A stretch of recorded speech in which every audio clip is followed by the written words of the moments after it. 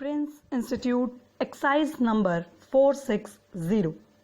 Speed 100 words per minute. Ready? Start.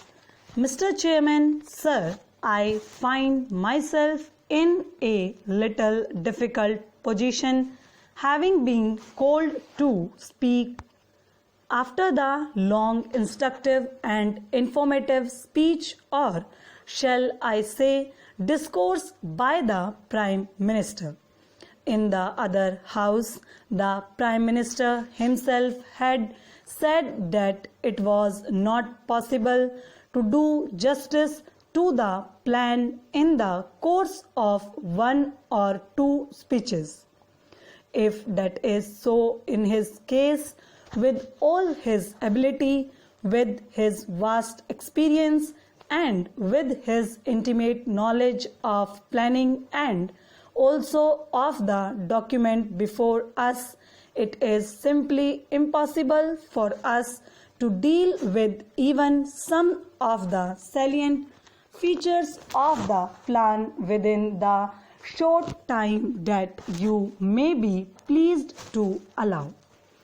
I have therefore decided to deal with only two important matters, namely implementation and resources. But having to speak after the Prime Minister, I have to refer to some of the points he has made. I may state at the very outset that I do recognize that a great deal of thought has been bestowed on the preparation of the draft plan, and a lot of time and trouble have been taken over its preparation, and I also admire the patience and optimism of its authors, and I can even understand its tone or note of optimism that runs throughout the document. Yet I cannot see my way to congratulate them for the document before us. For after 10 years of functioning of a full-fledged planning commission in the country, after the working experience of two plans, I expected a different kind of document, a more realistic and business-like stock-taking of our efforts in the past. The picture, as the Prime Minister said, of the India to come is there, but I find that in important parts it is not clear. The lines are not at all distinct, and even some of the lines made clear in the previous plans have been blurred and they are not intelligible. For instance, certain needs which were described as basic needs of the people have been referred to in this draft as amenities. I give only one instance. Supply of drinking water for the villages was referred to as a basic need in the second plan, and in this plan it has been referred to as an amenity. I find that the draft is not as clear as was the second plan. The Planning Commission was appointed after the Constitution had been framed. The Constitution had given certain directive principles, and it was expected that the Planning Commission would come out with a plan for the implementation of those principles. I can give only one illustration. The Prime Minister talked about so many millions of children going to school. But how many millions are there who are not going to school? The directive principle lays down that by the end of 1960, all children up to 14 years should be in school, And now we find that even by the end of the 11th plan, we will not be able to send all children under 14 to school.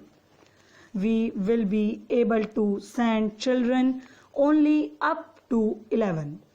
I know that there have been difficulties, but then we should be bold enough and honest enough to say that it was an impossible directive that should be modified and that it should not be there. About the other directive principles, I do not want to refer. I do not have the time either.